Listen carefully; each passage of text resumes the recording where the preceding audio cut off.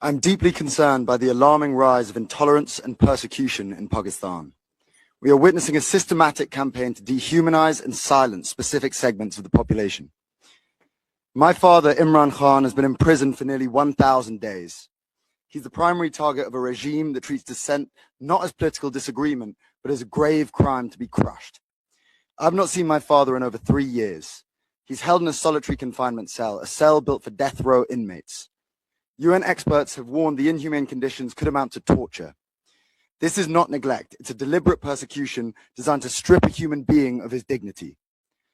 The intolerance extends beyond him. Pakistan has expanded its blasphemy laws to impose life imprisonment, and they've branded citizens as terrorists, fostering a climate of hatred. We ask this council and the OHCHR to urge Pakistan to end this persecution immediately. They must comply with UN working group's opinion, and they must release my father and all political prisoners.